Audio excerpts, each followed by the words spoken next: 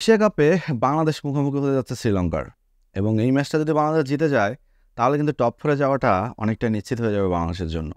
সেখানটায় বিশ্ব চ্যাম্পিয়ন ভবিষ্যৎ বিশ্ব চ্যাম্পিয়ন আফগানিস্তানের খেলার আগে শ্রীলঙ্কার সাথে যদি বাংলাদেশ জয়টা পায় তাহলে মানে খুব আত্মবিশ্বাসী হবে। আমার কথাটা শুনে হয়তো আপনারা একটু চমকে গেলেন যে ভবিষ্যৎ বিশ্ব চ্যাম্পিয়ন বলতে আপনি কী বোঝালেন, কারণ আফগানিস্তান তো এখন অনেক বড় টিম, কাউকে পাত্তা দিতে চায় না।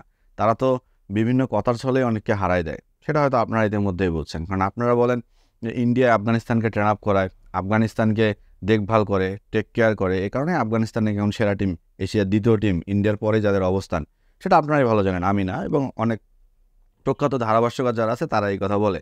সো আমার কাছে এখনও আফগানিস্তান ইন্ডিয়ার দ্বিতীয় সেরা টিম, এশিয়ার দ্বিতীয় সেরা টিম হয়নি। হ্যাঁ, হইতে পারে এশিয়ার সেরা টিম ইন্ডিয়া, সেখানে পাকিস্তান আছে, শ্রীলঙ্কা আছে। সো এদের থেকে বড় টিম এখনও আফগানিস্তান হইতে পারে নাই, বা ভবিষ্যতে হবে কি না তারও সন্দেহ আছে। যাই হোক, সে কথা বলবো না।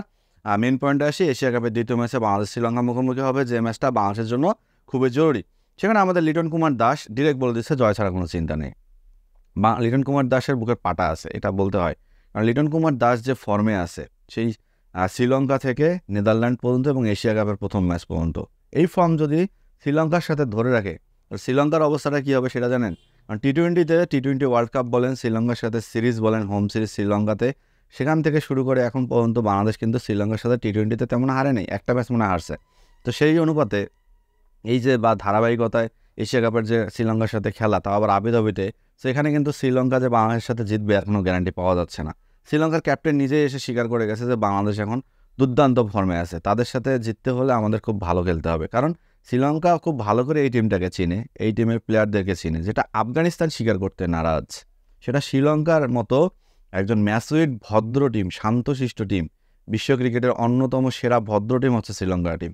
সেই টিমের অধিনায়ক এসে বাংলাদেশ টিমকে সম্মান জানায় গেল যে তারা দুর্দান্ত ফর্মে আছে, তাদের সাথে খেলতে গেলে নিজেদের সেরাটা দিয়ে খেলতে হবে, সেরা যদি থাকে সেটাও বিলে দিতে হবে, না হলে হেরে যাব।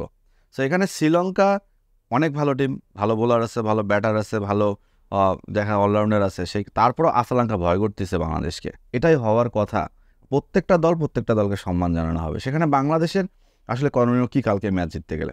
বাংলাদেশের ম্যাচ শ্রীলঙ্কাকে হারাতে গেলে ওপেনিং জুটিকে টিকতেই হবে, প্রথম 6 ওভারে 70 থেকে 80 রান করতেই হবে।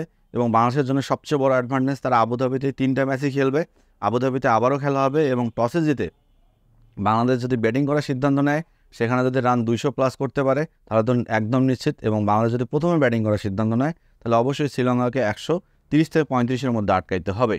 যদি আটকাতে না পারে তাহলে বাংলাদেশের কভারে খুব খারাপই আছে। এই কারণেই আবুধাবির উইকেট হচ্ছে 136 রানের এভারেজ উইকেট, এবং সেইখানটায় শ্রীলঙ্কার বোলারদের মান নিয়ে কখনো কথা বলতে পারবেন না। হংকংয়ের বোলার আর শ্রীলঙ্কার বোলার আসমান জমিন তফাৎ, বা আফগানিস্তানের বোলার বা শ্রীলঙ্কার বোলার বললে সেটা আসমান জমিন তফাৎ।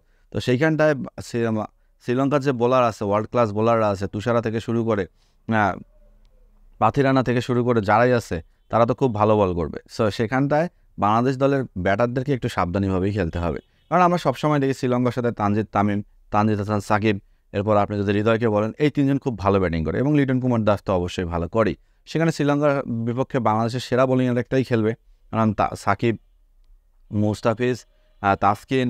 আমি এই জায়গাটাতে একটা পরিবর্তন চাই, সেটা হচ্ছে নাসুমকে যেন খেলানো হয় রিশাদের পরিবর্তে, এবং মাহাদি তো আছেই অফ স্পিনার। কারণ রিশাদ বেশ কিছুদিন ধরে আসলে বেশি ভালো ফর্মে নাই, বল হাতে প্রচুর খরুছে। আপনারা যদি হংকংয়ের বিপক্ষে প্রথম ম্যাচটা দেখেন, সেখানেও কিন্তু রিশাদ খরুছে।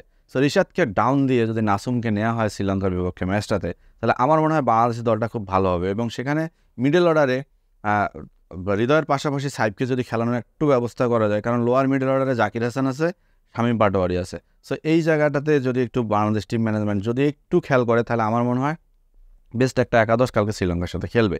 এবং সেখানে বাংলাদেশের অবশ্যই ওপেনিং জুটি প্রথম টপ 3-তে যারা আছে, লিটন কুমার দাস, তানজিদ হাসান তামিম এবং ইমন, তিনজনের একজনকে একটা ভালো ইনিংস করতে হবে। এবং মিডল অর্ডারে হৃদয় বা সাইব বা জাকের আলী, এই তিনজনের মধ্যে যে কোনো 2-1 যদি ভালো খেলতে পারে, এবং ফিনিশে এসে যদি শামীম তার নিজের মতো করে ফিনিশ করতে পারে, তাহলে শ্রীলঙ্কা শেষ হয়ে যাবে, শ্রীলঙ্কাও কিন্তু ফিনিশ হয়ে যাবে। এবং সেখানে বাংলাদেশের ক্যাপ্টেন লিটন কুমার দাস, তিনি প্রেস কনফারেন্সে এসে একটা কথাই বলছে, জয় ছাড়া কিছু ভাবছি না, জয়ই মুখ্য উদ্দেশ্য। ভালো খেলবো কি খেলবো না সেটা পরের ব্যাপার, তো মাথায় আছে জিততে হবে, সেটা যেভাবে হোক। তো এটাই হচ্ছে আসলে মূল প্ল্যান। আর শ্রীলঙ্কার সাথে জিততে গেলে এটাই হচ্ছে কনফিডেন্স। সো কনফিডেন্স যত বিল্ড আপ হবে একটা ক্রিকেট ম্যাচ ততই ভালো হবে। সো এখন দেখার বিষয় বাংলাদেশ এসে কোথায় গিয়ে থামে। সো রান আউটে যারা দেখছেন তারা সাবস্ক্রাইব করতে ভুলবেন না।